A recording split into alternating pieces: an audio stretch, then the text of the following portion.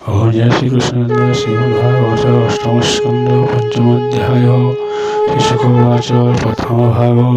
ওম নমো ভগবতে বাসুদেবায় ওম নমো ভগবতে বাসুদেবায় শুককান্তে গঙ্গাকুলে সকল মহারষি মিলে হরিচরিত সুরসার গয় গম্ভীর নিষ্ঠার সে প্রশ্ন কই রাগে পৈকণ্ঠে অনুরাগে শুনয় অভিমন্যু সুত অদ্ভুত গোবিন্দ চরিত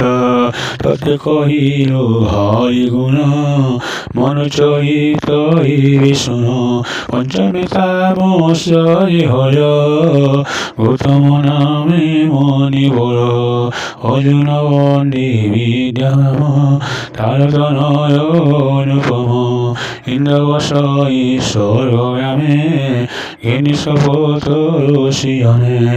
দেবদানব আদি ইহারি মোর প্রসিদ্ধি হিরণ্যরোম বীরশিরা উদ্ধবাহু হরিহসুরা বিকুণ্ঠা নামে সোতানারী রূপে কমলানুহেশ্বরী বৈকুণ্ঠসুর লোক সঙ্গে বিষ্ণু তাহার নিজ অঙ্গে জন্ম হইলে নিজ ধাম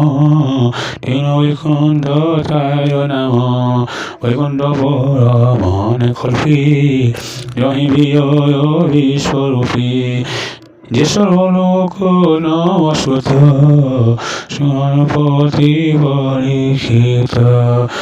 লক্ষ্মী প্রসন্নে মুরারি কমলা তোরে প্রতি করে নিবাস করে প্রিয় ভাবে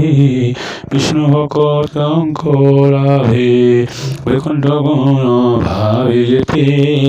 ভাবে কহিলে তো অগ্রতে কৃষ্ণ গুণ পরিমাণ কে গণ ভাবে গোমেন সোনারায়ণ ময়নাথ সে ভেবে কহিবা মন আছে যক্ষঙ্কর সুত শিবক নামে সেবিত হৃদয়মুখর গুরু তেজা অমুখে বিমুখ তনয়া ইন্দ্র নাম সুরতম সারা দেব নাম শ্রীমুনি নামে চক্র বেরসা নামে অবতার অগ্নিত নামে ভয়ান বেয়ার শিরনন্দন জিরূপে সম ধমন্তিরে সুরগণ কুসুরা নীলে জলে বুরন্দি গিরিপুর পুরূপে হরি মন্দর অমৃতরে দেব সুরে আনন্দ করে তিনি বলে রায় আচর সকল ন চাহি হসে বলে পরীক্ষ গুরু বংশী ভ্রমণে অসম্ভব কথা